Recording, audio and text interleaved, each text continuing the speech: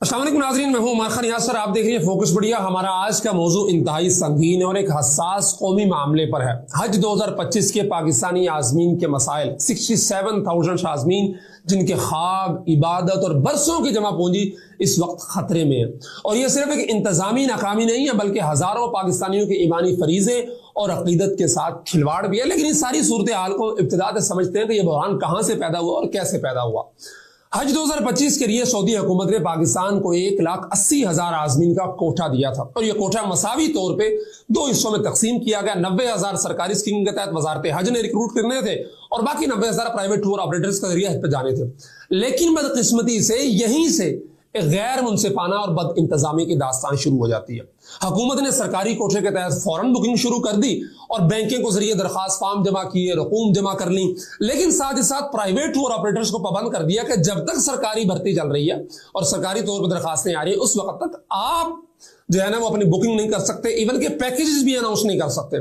तो private sector को जानबूझकर हफ्तों की ताखीर का सामना करना पड़ा। उसके बाद स्टेट बैंक की जो पेचीदगी होती है कि आप रोजाना 3 लाख रियाल की ट्रांजैक्शन कर सकते हैं सऊदी अरब में प्लान मकाम, और उसके साथ साथ वजारत मजहबी अमूर की जो सर्द मोहरी थी और गैर वाज़ेह हिदायत थी, उसने इन प्राइवेट टूर ऑपरेटर्स के लिए सऊदी वजारत हज को बर वक्त अदायगी करना तकरीबन नामुमकिन बना दिया। और इस सब का नतीजा क्या हुआ कि सऊदी सिस्टम के तहत सिर्फ 23,000 प्राइवेट आज़मीन की रकूम डेडलाइन के वक्त तक जो है ना वो सऊदी अरब मुंतकिल हो सकी। बाकी 67,000 आज़मीन जिन्होंने अपनी जमा पूंजी देकर बुकिंग करवाई थी, पाई पाई जोड़ी हुई थी, अब वो हज से महरूम होने के खतरे से दो चार हैं। और ये वो आज़मीन है जो बरसों से इस मुकद्दस फरीजे का ख्वाब देख रहे थे, लेकिन हुकूमती बद इंतजामी ने इनके इस ख्वाब को छीन लिया। और हर कोई अब प्राइवेट टूर ऑपरेटर्स को मोर्दे इल्जाम ठहरा रहा है कि जी इनकी वजह से ये हुआ, इन्होंने ऐसे किया, फलाना मका। लेकिन हकीकत क्या है? मैंने बहुत सारे प्राइवेट टूर ऑपरेटर्स के साथ मुलाकातें की, लोगों से मिला, वजारत के लोगों से भी मिला। मैंने जो डीप एक अपना एनालिसिस किया उसके मुताबिक ये कि इन्होंने जो आज़मीन से रकूम वसूल की थी प्राइवेट टूर ऑपरेटर्स ने, सऊदी अरब में रहाइश, ट्रांसपोर्ट, खुराक, इन तमाम चीज़ों के एग्रीमेंट्स मुकम्मल किए। लेकिन सऊदी सिस्टम जिसे मसार कहते हैं उसकी अचानक बंदिश और बहुत थोड़े अरसे के लिए उसका खुलना और पाकिस्तानी हुकूमत की ताखीर थी जो कि जी आपने बुकिंग लेट करनी है, और इसके साथ साथ स्टेट बैंक का जो एक पॉलिसी है कि ये 3 लाख रियाल वाली, उसने इन प्राइवेट टूर ऑपरेटर्स के हाथ बांध दिए थे, जिसकी वजह से आज ये कंपनियां न सिर्फ दिवालिया होने के करीब है, बल्कि वो जो 67,000 आज़मीन है वो भी इनके गिरबानों को पकड़ रहे हैं कि जी हमने तुम्हें पैसे दिए, हमारा हज करवाओ।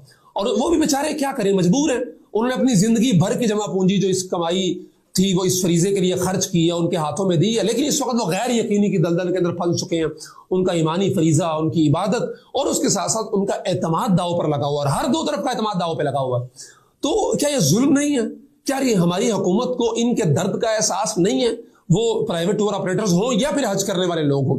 तो हम हुकूमत पाकिस्तान से, वजारत मजहबी अमूर से और सऊदी हुकूमत से भी मुतालबा करते हैं कि इस बहरान का फौरी कोई हल निकालें। और हमारी अपील है कि हुकूमत पाकिस्तान फौरी तौर पर सऊदी हुकाम से सफारती सतह पर कोई राब्ता करे, सिस्टम की आर्जी बहाली हो या कोई इजाफी कोटे के लिए संजीदा सफारती कोशिशें हों, जो हो सकता है वो किया जाए।